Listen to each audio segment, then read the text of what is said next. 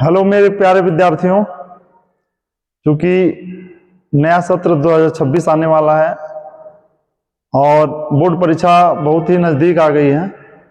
Board परीक्षा तक आपको बोर्ड से संबंधित जितने भी इम्पोर्टेंट प्रश्न रहेंगे रसायन विज्ञान और जीव विज्ञान के, वो अब आपको प्राइम साइंस क्लासेस के यूट्यूब चैनल पे मिलेंगे। तो आप आइए हम लोग शुरू करते हैं। आपको बताया गया है पहला लेसन है पुष्पीय पौधों में लैंगिक जनन, sexual reproduction in flowering plant. आप सब बच्चे जानते हैं कि ये लेसन आप सभी के लिए बहुत कठिन होता है, क्योंकि पौधे में जनन है और ये इंटरेस्टिंग नहीं है बच्चों के लिए, लेकिन फिर भी इंपॉर्टेंट है।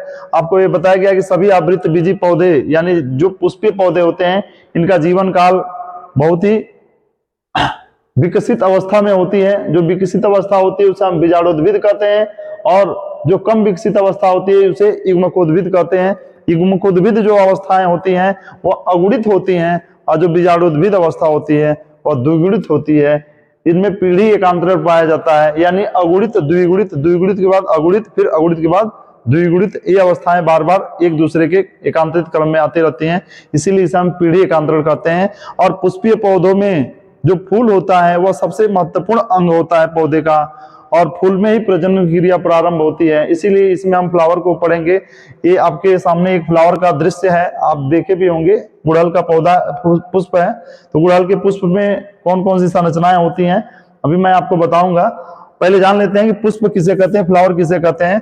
तो पुष्प पौधे का प्रजनन अंग होता है, जो सबसे सुंदर भाग होता है, और अलग अलग पौधों में इनका रंग अलग अलग होता है।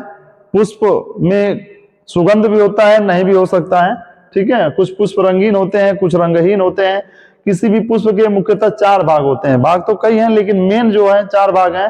पहला है बाह्य दलपुंज, दूसरा है दलपुंज, तीसरा पुमंग है और चौथा जयांग है। इनकी विशेषताएं क्या है मैं बता देता हूं आपको, कि जो बाह्य दलपुंज है पुष्प का सबसे बाहरी भाग होता है, जो हरे रंग का होता है, और जो दलपुंज होता है वह रंगीन होता है। जैसा कि ये पुष्प का सबसे बाहरी भाग होता है, जिसे हम कहते हैं बाह्य दलपुंज, ये ग्रीन कलर का होता है, हरे रंग का होता है। सभी पुष्प जब कली के रूप में रहता है तो ये बाह्य दलपुंज उसको सुरक्षा देने का कार्य करता है। और अलग अलग पुष्पों में ये रंगीन पंखुड़ियां होती हैं, जिसे हम दलपुंज कहते हैं, और इसके एक भाग को दल कहते हैं।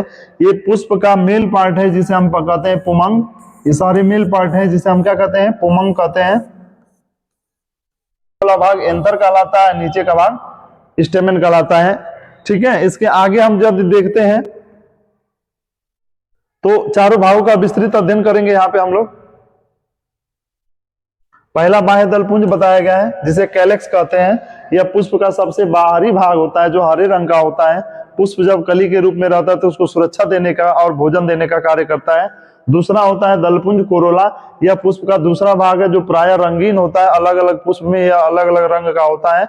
यह पुष्प के जननांगों की सुरक्षा करता है। साथ ही साथ पुष्प में जब परागण की क्रिया होती है तो कीटों को अपने ओर आकर्षित करता है। आप सब जानते हैं कि ये रंग कई रंग के होते हैं, और पुष्प जितना ही ज्यादा रंगीन होगा, चटकीला होगा, मकरंद होगा, सुगंध होगा, तो सुगंध और मकरंद देख करके दूर से ही कीट पुष्प की ओर आकर्षित होंगे। और जब कीट पुष्प पे आएंगे तो वह पराग कणों को या अन्य पुष्प से स्रावित होने वाले मकरंद को खाएंगे और परागण के लिए सहायता भी करते हैं। ये पुष्प का दूसरा भाग होता है, जो बहुत ही ज्यादा इंपॉर्टेंट है। तीसरा है पुमंग। यह पुष्प का नर जननांग होता है। इसमें अनेक पुंकेसर होते हैं, ठीक है। जो पुष्प का पुमंग होता है, पुमंग के एक हिस्से को हम पुंकेसर कहते हैं या एंथर कहते हैं, ठीक है। तो प्रत्येक पुंकेसर का ऊपरी भाग फूला होता है, जिसे हम एंथर या पराग कोश कहते हैं। और नीचे जो ये दिख रहा है आपको, ये वाली संरचना, इसे हम तंतु कहते हैं, इसे हम पराग कोश कहते हैं, ठीक है। कुछ पुष्पों में यह बहुत बड़ी संरचना होती है, कुछ पुष्पों में छोटी छोटी संरचनाएं होती हैं, ठीक है। पुष्प का चौथा जो हिस्सा है वह जायांग है। आपको यहां दिख रहा होगा जायांग, जो डायरेक्ट पुंतंतु से जुड़ा होता है। पुष्प का मादा जननांग होता है, यह निचला सबसे भाग होता है और नीचे से चौड़ा होता है। और प्रत्येक स्त्री केसर के 3 मुख्य भाग होते हैं। एक होता है सबसे ऊपरी भाग, जिसे हम कहते हैं वर्तिकाग्र। दूसरा वर्तिका जो लंबी पतली संरचना होती है, और तीसरा होता है अंडाशय। अंडाशय नीचे का फूला हुआ भाग होता है, ऊपर स्टिग्मा के ऊपर एक तस्तरी नुमा संरचना होती है जिसपे परागकण आकर के आसानी से चिपक सकता है। वहां एक लसा चिपचिपा मटेरियल पाया जाता है जो परागकण को अंकुरित होने में सहायता प्रदान करता है। ठीक है, तो इसे स्टिग्मा स्टाइल या ओवरी कहते हैं। ठीक है, इसके आगे हम देखते हैं तो ये देखिए तीनों हिस्सों को डिटेल यहाँ बताया गया है कि यह स्त्री केसर का सबसे ऊपरी तस्तरी नुमा भाग होता है। यहाँ एक तरल चिपचिपा म्यूकस स्रावित होता है जिसे नेक्टर कहते हैं। ये ज्यादा इंपॉर्टेंट है, जिसे हम क्या कहते हैं, नेक्टर कहते हैं।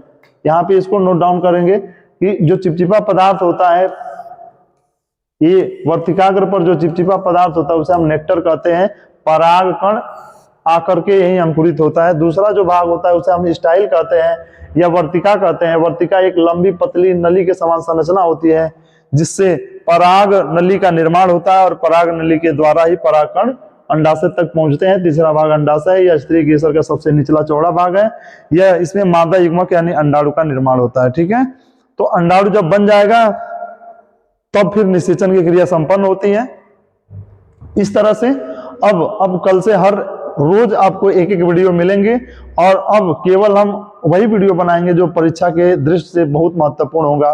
तो आप सभी विद्यार्थी चैनल को सब्सक्राइब कर लेंगे और रोज आपको एक वीडियो एग्जाम तक मिलेगा, और एग्जाम तक आपकी बायोलॉजी बहुत ही बेहतर हो जाएगी। तो हमको सपोर्ट करिए और चैनल को सब्सक्राइब करिए, बेल आइकन को दबा देंगे तो वीडियो का नोटिफिकेशन रोज आपको मिल जाएगा। Thank you so much.